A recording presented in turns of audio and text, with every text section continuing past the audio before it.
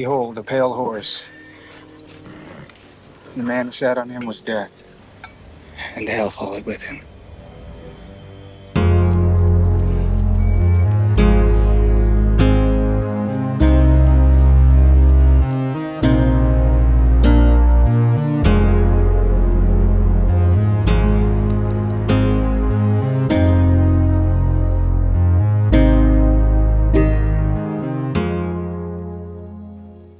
Welcome to X versus Z. I'm Chris. I'm Morgan. I'm X. I'm Z. And in episode 17, we're doing a Western, our first Western. Yes. And this was kind of a special request by me. This is one of my favorites, Morgan. I mean, I'm not like huge into the genre, but this one stands out. And what is it?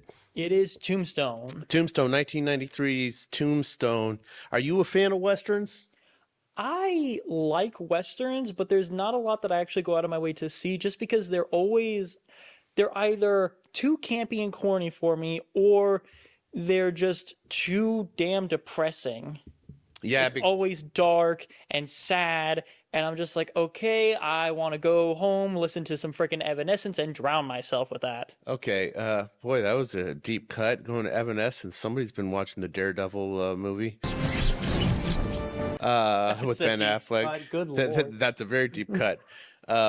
Nobody knows who the hell Evanescence is unless they saw that movie. I mean, there's certain people that do. Anyways, we don't want to go down an Evanescence freaking rabbit hole here. But I know what you're saying about Westerns. Watching that Daredevil movie makes people want to drown themselves just in general. It's not that bad. Bullseye. But it was pretty, we're talking about that. We're already like 2 minutes in. We're talking about freaking Daredevil, not even the show, not even the new Disney Plus show. We're talking about the Ben Affleck movie. No, I know what you're saying about Westerns. Westerns have certain traditional tropes that they follow, and they're like, usually there's like vengeance, justice involved. There's good versus evil, Batman. Lawman. I mean, or that's the second time we brought Star up, Wars. That's the second time we brought up Ben Affleck in this thing. I know. He's not even in the movie. You have a hard on for Ben Affleck. We all know. Do you bleed? He's your favorite Batman. Don't lie. But I can understand that. It's like, okay, there were some very dour circumstances, and except for a few exceptions. But I always like the protagonists in these. But when they're like real life, based on the real life people, I like it even more. And it has a certain. This movie has a greater level of authenticity, specifically about the story of Wyatt Earp and Doc Holliday and the cowboys in the town of Tombstone. What did you think about this movie? I thought overall it was a very good movie. The acting was good. The action was good. The set design and the costuming and the makeup was all wonderful. Like, I loved all the effects in it. One minor criticism, and I mentioned this before we started recording, which is they needed someone on set to be counting the shots coming from the guns, because these people are using revolvers, and like you get 6 shots in a revolver, and most of them are using 2 revolvers. That's 12 shots. And I counted, there was like one of the first big gunfights, it was Wyatt Earp himself was firing. It was 1, 2, 3, 4, 5, 6, 7, and it goes to like 15 or 16. Okay, let's accept that there are certain conventions in Hollywood that they totally have to overlook the reality of how many shots you're actually going to get out of a revolver. A quick shot of a 44. I mean, I wish I knew my guns better. I don't. But generally, overall, you liked it, but you didn't love this. Correct. Well, what did you like about it besides the authenticity of it? And we'll get to that in a second, like we said at the top. Well, I liked that there were a couple of times that it did subvert my expectations. Like, I really did expect multiple times and then just be like, okay, we're not going to deal with this guy and just shoot him in the head. Like, I expected gunfights to break out like 3 times that didn't because they got diffused. I wasn't expecting him to shoot the priest at the start of the movie. It's like, because that's normally a big no-no, even for bad guys in these types of movies, is no, you don't shoot priests. No, they popped him in the face, and I was shocked about that. Okay, well, let's address that opening scene for a second. I love the opening scene. Yes, you said this before, that it was a great showcase of the cowboys. Yeah, I mean, listen, when you're going to establish the villains, and usually they establish the villains before they introduce the heroes, in any movie. Well, especially in things like something Westerns. dramatic, and especially in Westerns. They did a hell of a job at doing that. Basically, there's a the plot that it starts off with them like coming across this Mexican town In the middle of like a wedding. in the middle of a wedding and getting vengeance for two cowboys that were killed because apparently that they defended themselves, and so it was like a whole horde of these cowboys, and they come across this wedding and they gun down They gun down pretty much everybody Pretty in much the area. everybody. And then when it comes down to just the last three people that aren't cowboys are the bride, the groom, and the priest. They, it's like get the groom on his knees. He doesn't, and he finally was like, someone get him on his knees, and so they just shoot him in the leg. And I'm like, I knew they were bad guys, but it's like that's just mean. It's his wedding day. You ruined his suit. I mean, it also ruined his suit because he got shot. It's not like cowboys have some sense of right or wrong. They don't give a damn. Well, and, yeah. And well, at least in the context of this movie. Now, I like that they killed the priest. Not because I like to see priests killed, unless they've done something really, really, really bad with a kid. Oh, there are jokes that he made. Yes, I went there. I went there as a lapsed Catholic. But anyways, you got to have something that is like, crossing the line. You have to establish that they can cross the line in order to justify the following events and the motivation of the hero. The thing is, they shot. Well, I figured the thing of that's okay. These guys are really, really bad. Is they shot the bride.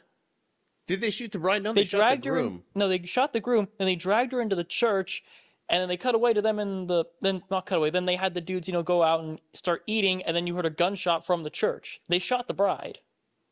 Oh, did they? Yeah. Damn, I can't believe I missed that. I thought they just shot the priest. No, they shot Okay, everybody. so they wiped out everybody. Oh, it's a great cut.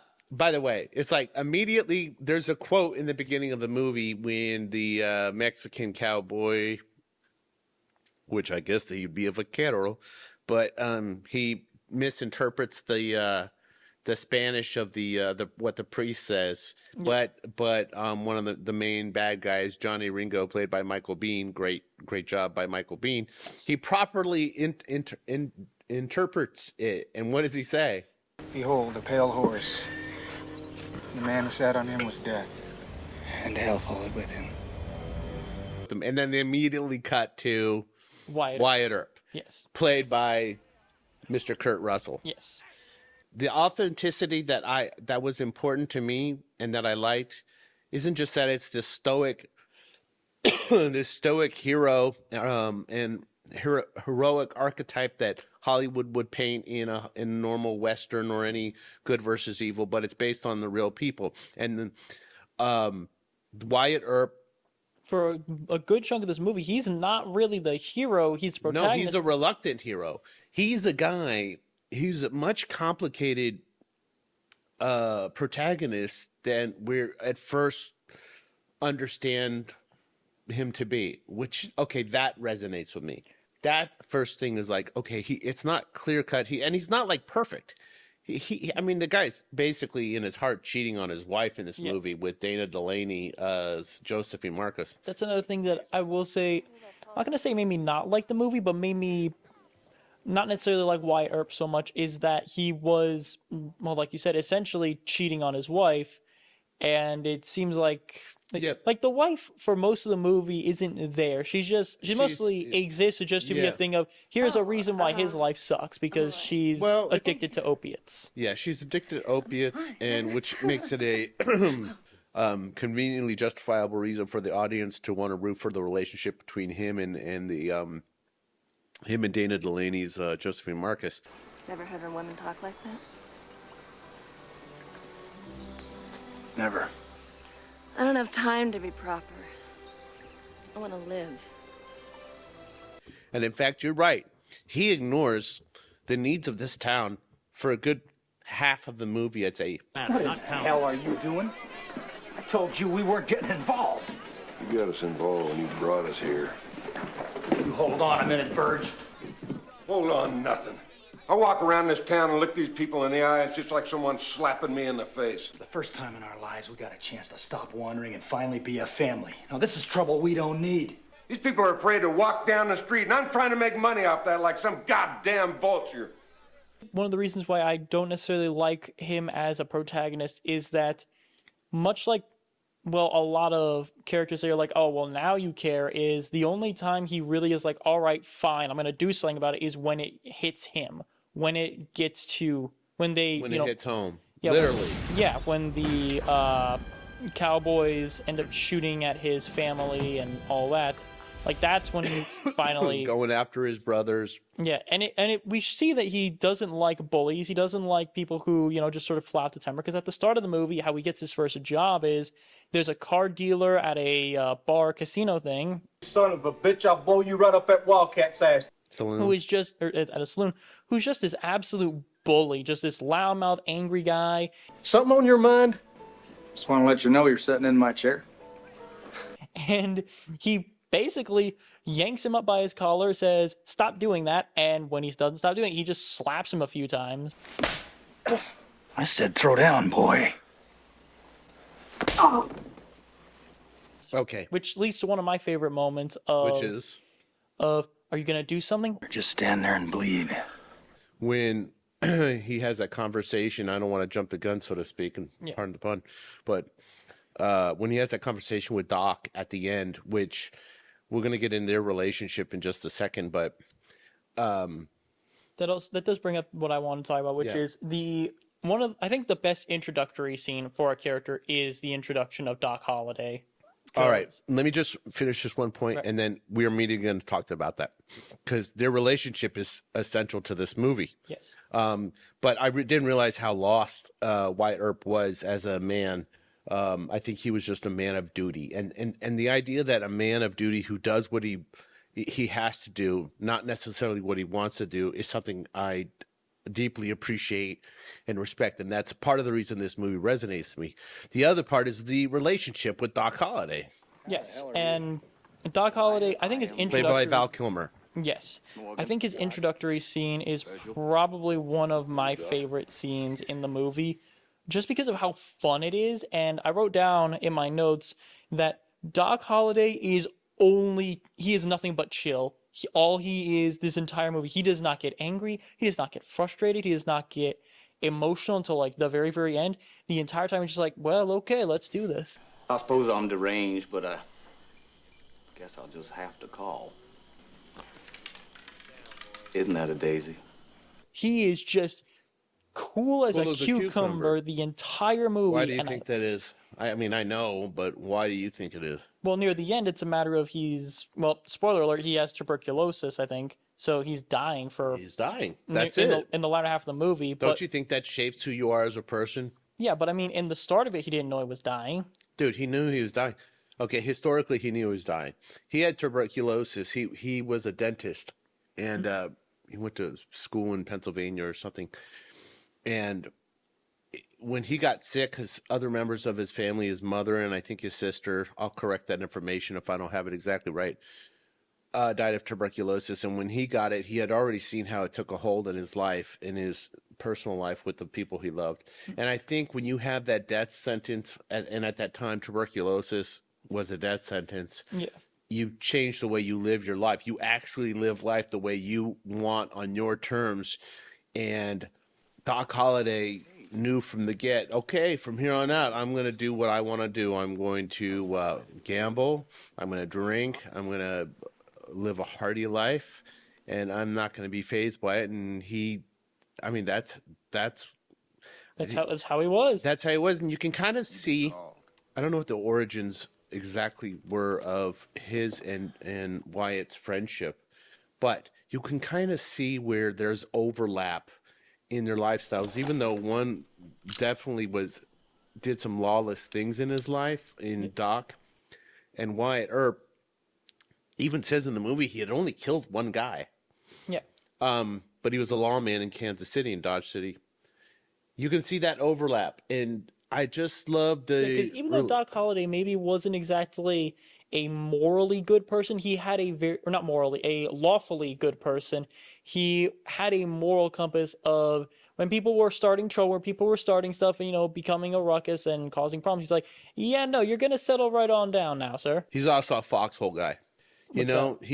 You never heard that expression? It rings a bell, but it's been a while. Okay, he's a guy you want in your foxhole. It's a term. It's a war term. Foxholes. You know what foxholes are to you? Yes. Okay, or trenches. A guy you want in the trenches. And when the tough get going, when the going get tough, the tough. Okay, that's what you meant. I thought it was something to do with like a like sort of or like a lawlessness type thing. No. He's a guy you want when things are getting tough, and he's like a friend of the end type thing. And that's another reason I like this movie, because it focuses on that friendship and that dynamic. And I really value, especially at this point in my life, who I've had as friends. And most of my friends, you're probably the youngest relationship, not your age, but just because we've only been friends a couple of years, but. Most of my friends that I've had at this point, I've been friends with for at least 20, 25, almost 30 years. And, you know, when you get older and things change and you have certain friends that are still around and then they step up for you, I appreciate that. It's not your problem, Doc. You don't have to mix up in this. That is a hell of a thing for you to say to me. All right, Virg. Your call. Let's talk about some of this acting in this movie. The acting in this movie, just in a general sense, is really, really, really good. Legitimately, I didn't think, okay, Kurt Russell and Sam Elliott and Val Kilmer. I was just seeing Doc Friday and Doc Holliday, and Wyatt Earp and Virgil, whatever his last name. I think it was Virgil Earp. Okay. Remember, they're brothers. Virgil. Virgil Earp and his brother Morgan Earp. I'll tell you, I'm suffering from a hangover. I just love Kurt Russell as an actor and a movie star because he holds the screen so well. You die first, get it? Your friends might get me in a rush, but not before I make your head into a canoe. You understand me? But he also had a partner in crime, so to speak, with Val Kilmer. And you, music lover, you're next. Dude, I gotta tell you, Val Kilmer is he's in my all-time favorite movie. He stars in my all-time favorite movie, which is Real Genius. Don't ask me why. What is it? It's a penis stretcher. We'll get to that down the road. I assumed it was going to be Batman Forever. It's the car, right? Chicks love the car. Oh, you son of a bitch. Is that the one with the nipples on it? No, it wasn't because he played Batman. You could tell all the actors in this have a reverence for the source material or the characters that they're portraying and the time that they're portraying them in. And I love that they had such a great chemistry between them. There's that obvious respect. Yes, and there was this bond between the three Earp brothers. You had one brother who's like, hey, this is terrible, I'm gonna stand up to it. Another brother who's like, I'm gonna do whatever my other brother says. And the other one that says, I don't want any part of this. How the hell we get ourselves into this? Too little too late in some cases, but yeah. Oh, not what I want. A little too late, and maybe that's his greatest sin, is not taking initiative in the beginning of the movie. They also had some really good villains to play against in Curly Bill Brocius. I'd take a deal and then crawfish and drill that old devil in the ass. Played by Powers Booth, and Michael Beihn. He was the one who played Johnny Ringo, who was the real good gunman and stuff. Did his face look familiar to you? It did not ring a bell, but it's like, I could tell I've seen him before, but I couldn't tell you where. Have you seen the original Terminator? Okay. Kyle Reese.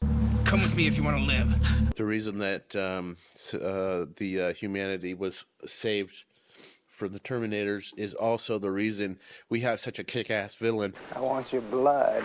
I want your soul. Soul is so hollow. I don't want any more trouble. Well, you got trouble. That's a good way to. That was the way Doc Friday described it. Is he just got a hole right? Doc Holiday has a hole right through him. A man like Ringo got a great empty hole right to the middle of him. You burn him, Mike. Burn them all. None of these performances would mean a damn thing without a really good script. Yes, and the script is really, really good too. It's really well written. It feels by a lot of the, Kevin Jarre. Yes, or but Jarre. I'm not sure if I'm pronouncing it correctly. a lot of the dialogue in this feels very organic in that, you know, there are sometimes you That's a can good way to put it. sometimes you can tell, okay, yeah, someone need to write that in there, but this one, it does feel like you were having these real conversations between people. Like, you look up and you think God made all of that, you still remembered to make a little speck like me. well, like when they exit out of the theater the theater, they just have this conversation about, you know, hey, you ever hear about spiritualism? Like, it's just these random conversations that people just have. Wyatt, do you believe in God? No, come on, really, do you? Yeah, maybe. Hell, I don't know. There's so many great lines. And Val Kilmer gets a couple of epic. I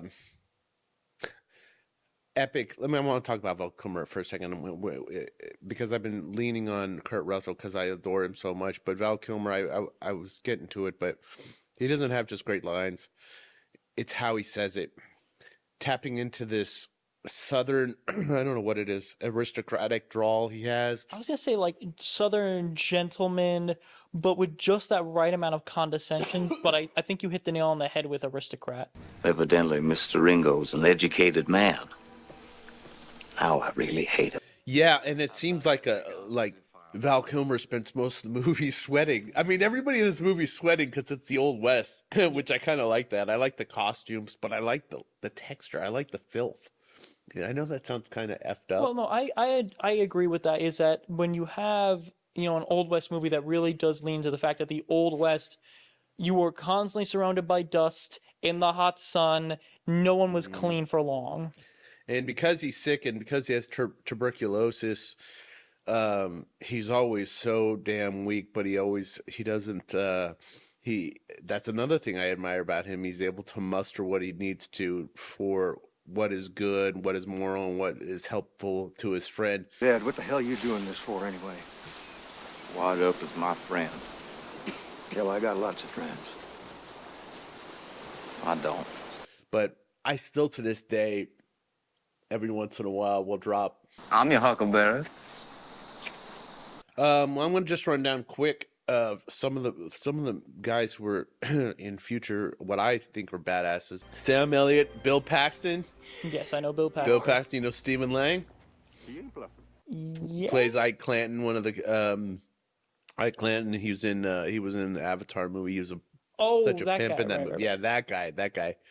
Dana Delany. What do you think of that whole dynamic and the chemistry between Dana Delany and There was a lot of longing looks. They had like 2 conversations, and then they spent the rest of the movie just longingly staring at each other.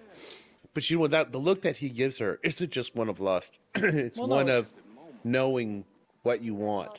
Yeah, and I think that's another part of the story that I did like is it sort of also captures a bit of the tragedy of stuff like this where of life. I spent my whole life not knowing what I wanted out of life.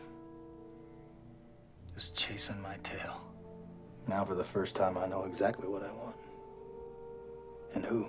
Where you find out, this is what I truly want, but because you've already made commitments to other people, and they're not easily broken commitments, like you promised this was going to happen. That's the damnable misery of it. And I appreciate that. Jason Priestley's in this. Michael Rooker, who's our friend Yondu. Yes. Billy Bob Thornton. Thomas Hayden Church. Who was he? He was Sandman. You damn right. And this movie, for all of its cool performances, it has some interesting backstory in terms of the production of it. I don't know if you're aware of, but it's really useful bringing up because talking about it will give you a greater appreciation for Kurt Russell. And what I mean by that is the original director was the writer, Kevin Jarre. Yeah.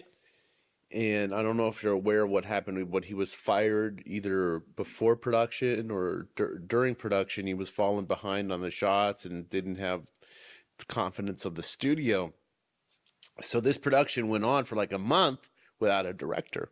Kurt Russell, he's never come out and said, yeah, I directed this movie, but it's kind of acknowledged because he was such a steadying force and so well respected by everybody in this movie and his fellow actors that he shepherded, at least for that that month, and when they got the replacement director, what's his face, Casmatos, Kurt Russell was responsible for making sure he knew exactly how the shots were supposed to be shot, because he loved the script, he loved the source material, he wanted to maintain the authenticity of the tone and the vibe that was created through the script and the actors had been shot or whatever.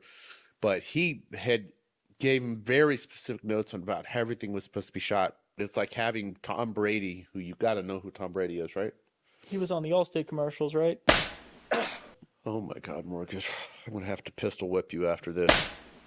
I know who you're talking about. Yes, I get it. All right, you're just being a smart ass. Yes. Fine, you son of a bitch. You know, my mom watches these, right? I'm not talking about you. Anyways, I get what you're talking. I know what you mean. Riley. It's like you have someone with an intimate knowledge of it, who's also part of it, who's able to help out the people who are less knowledgeable. I get it. I understand that. Okay, but having the luxury of having somebody on there when the coach has been kicked out of the game, so to speak, is an incredible testament to who Kurt Russell is as an actor, as a filmmaker, and it deepened my appreciation and love for him as one of my all-time favorite movie stars and all-time favorite actors, as well as everybody else in this movie. So what are your final thoughts about? Is this a rewatchable movie to you? I mean, would you go out of your way to rewatch it again, or if somebody wanted to watch it with you? If someone was like, "Hey, do you know of any good, Western movies to watch? I'm in the mood for something a little bit darker." I'm gonna be like, "Hey, I know this movie, Tombstone," but it's not something I'm gonna be seeking out all the time to watch because it's too, like I said before, it's too dark for me. Too dark? Not too dark. It's too dark for me to want to seek out, or too downer for me. Also, one bit at the ending really. But it didn't end on a down note. Matter of fact, here's the thing. It ended on a downer note for me because it basically was like it gave a whole recap of here's what everyone did. Virgil went to some town in California, I think, became a sheriff even with one arm. And then it also, in the same happy tone with the happy upbeat music and the Kurt Russell dancing in the snow with his new bride, is like, and his original wife died of an overdose.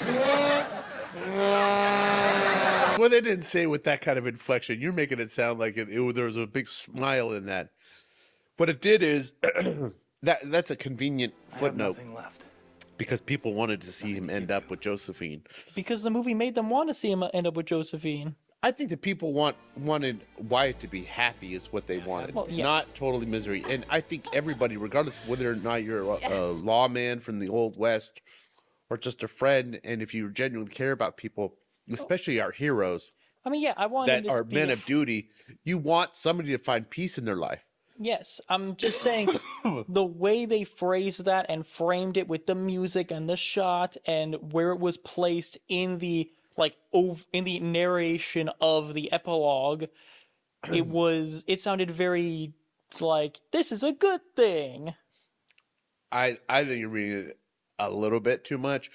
The reason I was satisfied by the ending is because the ending for me, which also symbolically felt like the end of the West in that time period that it was that final scene between Doc in his deathbed and at that sanatorium in Colorado, and the loyalty of Wyatt Earp by his bedside. You know that he had done his job in terms of hunting down the cowboys, but he felt so obligated to be there for his friend. I was so moved by that final scene, and I'll be honest with you, I've seen this movie several times, but I've never, until today, I've never given it enough appreciation or reverence that it deserves. It was because in that end, there's some interesting things that Doc Holliday says to him. Did you catch any of that stuff? You're the only human being in my entire life who ever gave me hope. Well, firstly, every chance he gets, he's playing cards, and he says, "I don't want to play anymore." He's done with that. He's done playing the games. He's played his hand, so to speak. Yeah, he's through. But there's something else going on. What he says to what he says to Wyatt, because he knows Wyatt is hanging on. He's hanging on to their friendship. Yeah, and he tells him, Live, Wyatt. Live for me.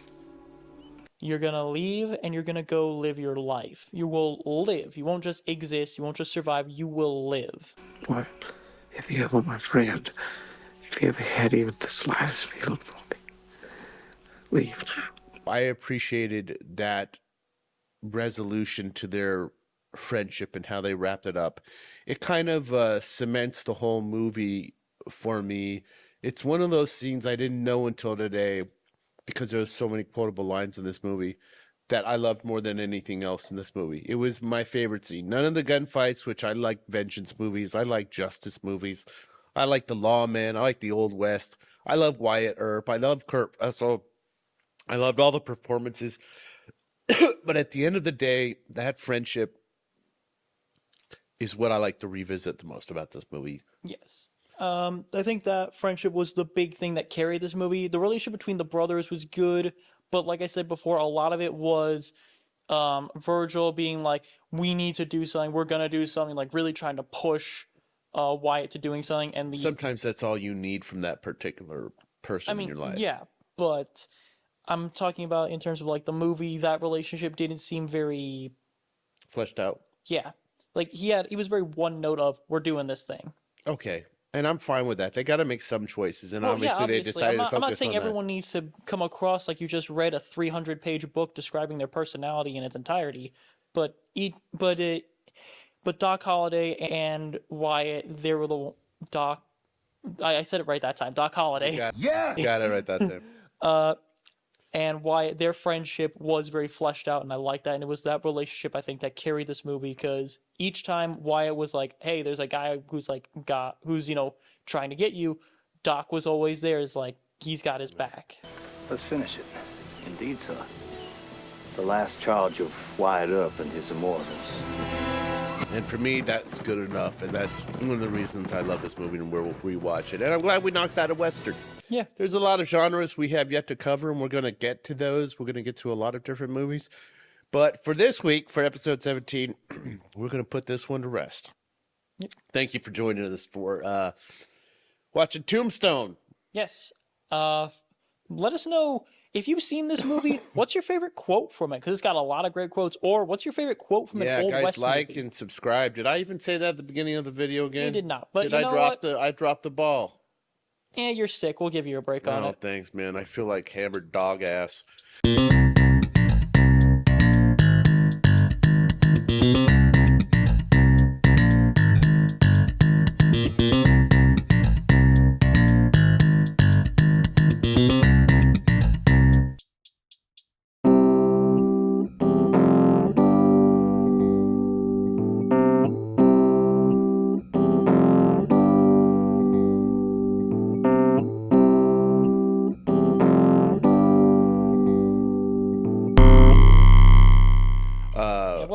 I'll leave you in a sanitarium in Colombia and go live my life, okay? Oh, thanks. I appreciate that. You gonna have a little booklet about the story of my life? More like a pamphlet, but sure. Oh, he put a lot of work into that, right? He just went down to FedEx and just printed it out. Yes. Guys, we'll see you next time on X vs. Z. Later. Later.